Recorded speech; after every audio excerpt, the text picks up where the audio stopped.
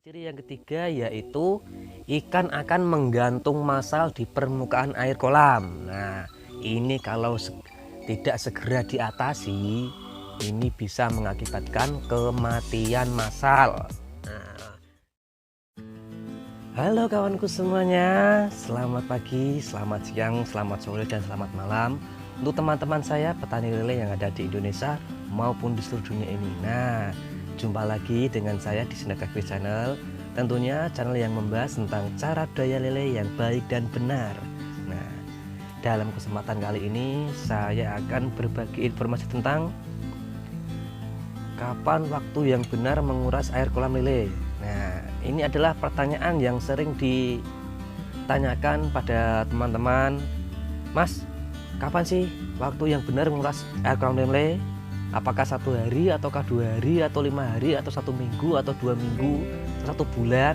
Nah, tentunya jawabannya itu tidak pasti, karena kadang-kadang setelah 2 hari dikuras air kolam lele kita itu jadi bau lagi. Nah, jadi kalau harus kita tentukan 1 minggu sekali, kadang-kadang 2 hari baru dikuras itu kolam kita sudah bau lagi. Nah, kalau kita tidak segera dikuras, nanti ikan lele kita akan mati massal. Nah, tentunya teman-teman itu harus tahu ciri-cirinya dulu, kapan waktunya harus ganti air kolam. Nah, saya akan berikan ciri-ciri air kolam yang sudah wajib diganti ya teman-teman. Yang pertama yaitu ciri-cirinya ketika teman-teman memberi makan, biasanya itu nafsu makannya itu tinggi. Wah, baru diberi makan set pipis habis. Tapi kalau pas teman-teman memberi makan lele itu nafsu makannya turun, jadi itu seperti pelan ya makannya ya, pak seperti itu. Berarti itu sudah ada tanda-tanda air kolam sudah mulai rusak. Nah, itu adalah tanda yang pertama, tanda yang cukup ringan.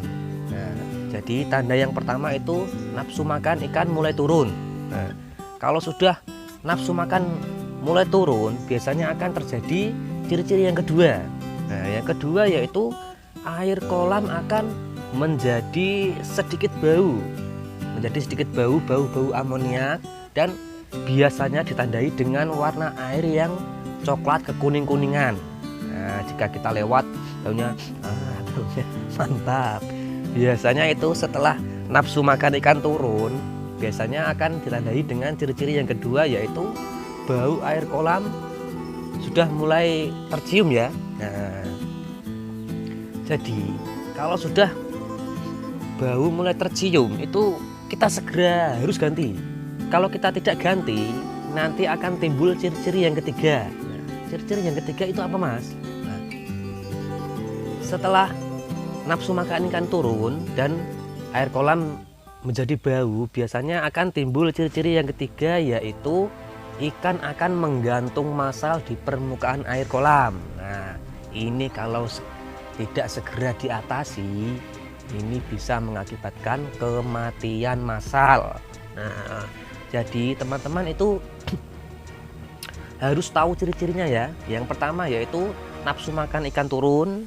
Nah, yang kedua yaitu air kolam mulai berbau, ditandai dengan warna air yang coklat kuning-kuningan. Nah, kalau kita dekati itu baunya busuk, bau amoniak ya.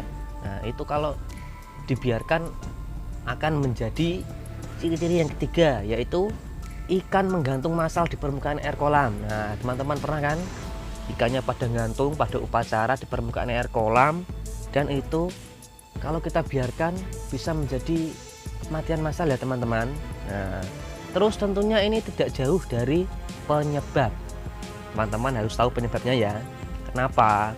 Apakah ini kondisi air kita, atau kondisi ikan, atau kondisi pakan?